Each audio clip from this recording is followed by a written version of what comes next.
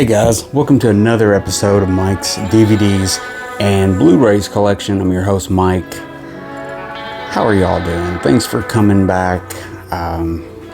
Thanks for watching another episode. Today I'm going to continue my presentation, I guess you could say, of all the film noir movies that I have on Blu-ray and DVD. Today I'm going to show some new ones I haven't been able to show you in the past. Some of these are new and some of these are just older ones that I haven't been able to show you. So without further ado, let's get right to that. Now, I can't remember if I've shown this before, if I've talked about this movie before on a film noir, but I had the chance to rewatch this edition and some of the special supplements and stuff, so I thought I would bring it up again because it is such a great movie.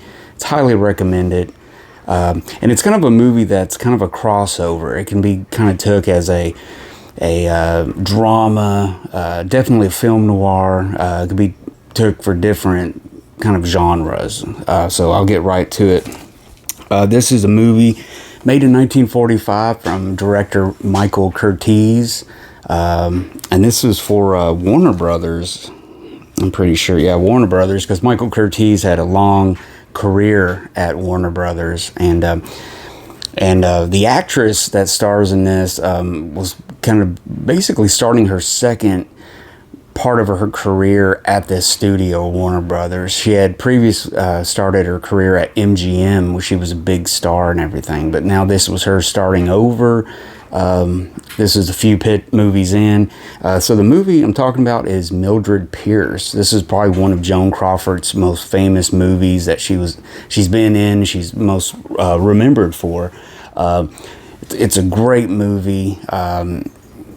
What can I say about it? I mean, it's got so much to it. I mean, it's an acting powerhouse performance by Joan Crawford. I mean, this is such a great movie. It's about a woman who she's a single mom. She kind of starts over. She's hell-bent on raising her daughter and having something in life.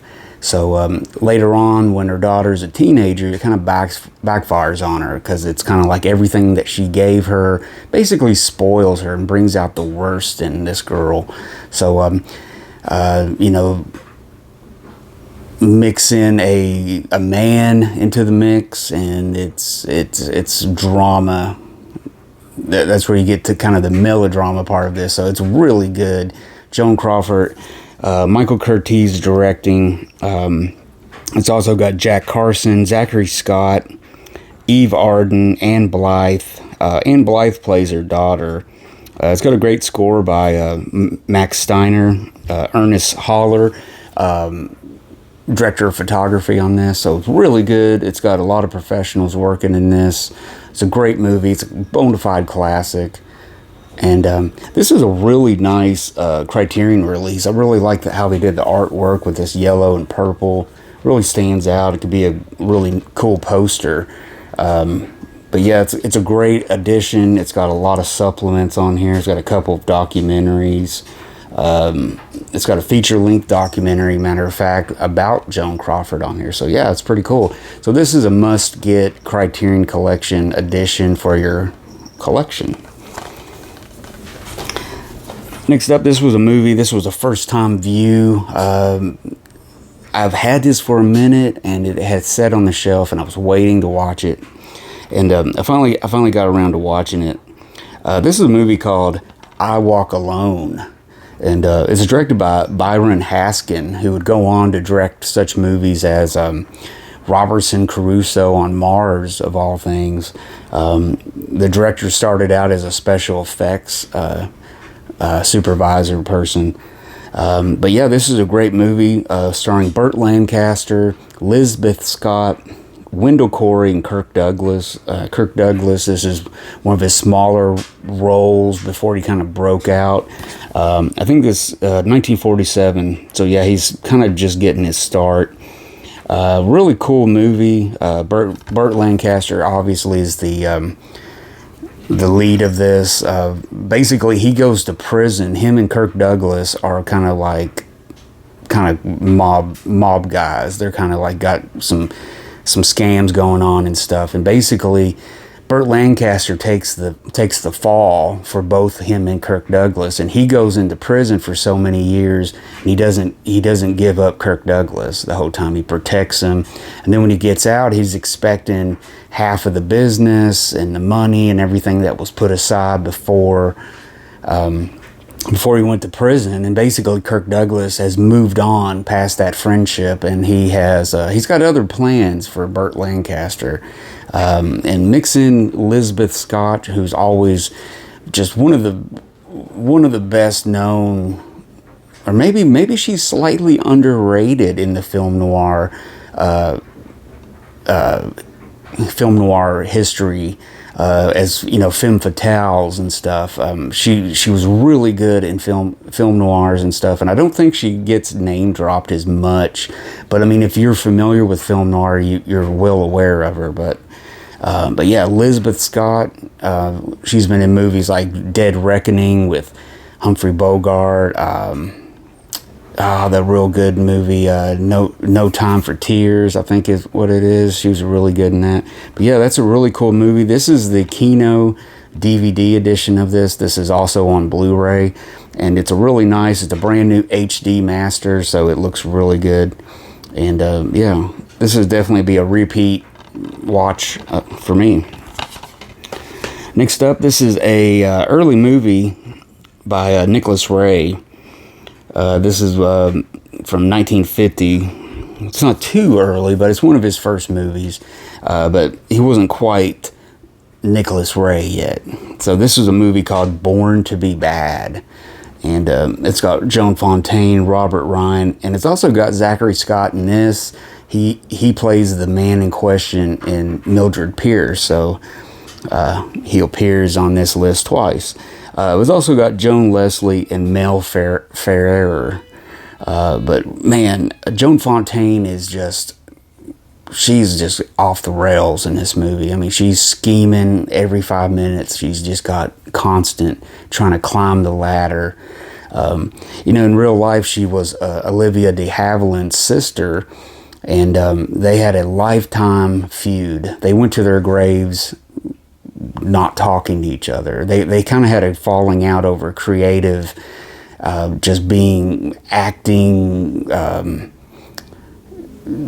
overacting and getting parts and stuff. And I think Joan Fontaine was totally different than Olivia de Havilland.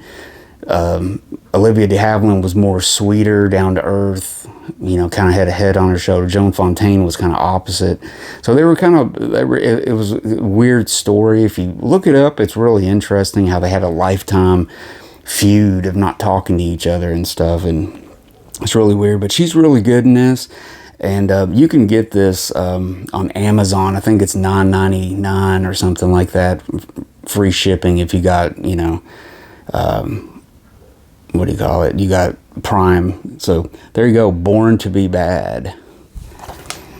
And finally, guys, this is a movie that's on, this is a DVD, but it's also on Blu-ray. And now this is from Olive Films. And I think the reason I got this on DVD was because Olive Films sometimes are so expensive. I don't know why. They kind of hold their value. So if you try to find it used, you're going to be paying out the nose for it. So, but anyways, this is a really interesting movie from 1950 also. This time, this is directed by Rudolph Maté, starring William Holden, Nancy Olson, and Barry Fitzgerald. Union Station. Really pretty good, or really good, what am I saying? But yeah, really good. Nancy Olson was really good in this. I think this was maybe her second movie, or her first movie. I'm trying to think what it was, and she did something after this, and she kind of broke through it. But Barry Fitzgerald, famous, he's got a very Irish accent.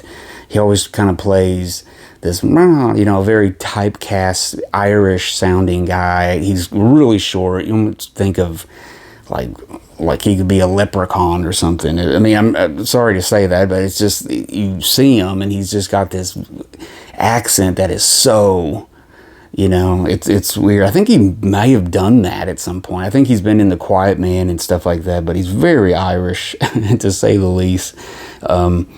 Which, you know, I got a little Irish in me too. So anyway, so William Holden, really good, one of his early roles. Nancy Olsen's great. This is a basically a let me read a little bit about this. Returning to the city from her wealthy employer residence, Joyce Wilcombe, Nancy Olsen, spots two armed men on a train. She reports them to the conductor, who radios the station's police.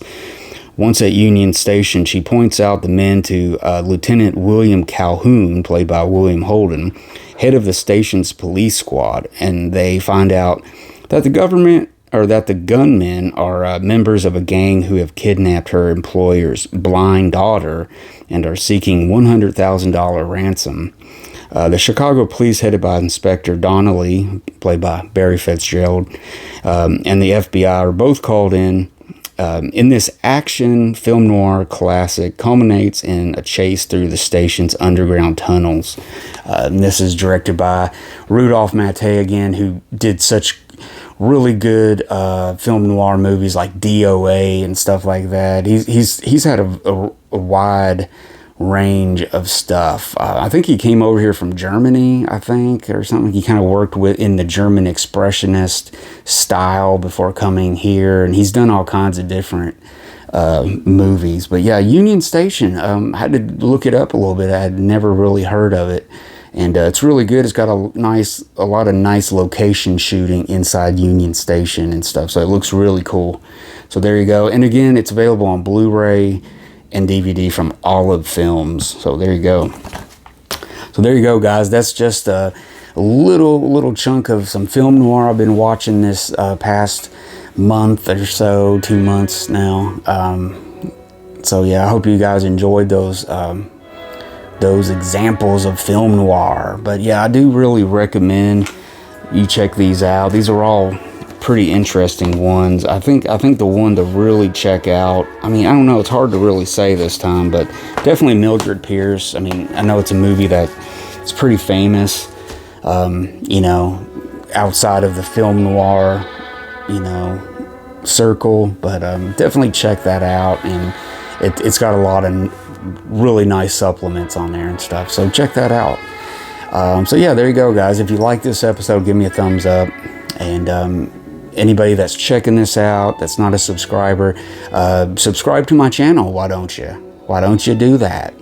And check out my past episodes. I got a lot of film noir episodes to check out and stuff like that. So that's about it, guys. Comment, let me know what you think about these, and you guys take care out there. Watch a good movie tonight, and I'll see you guys next time.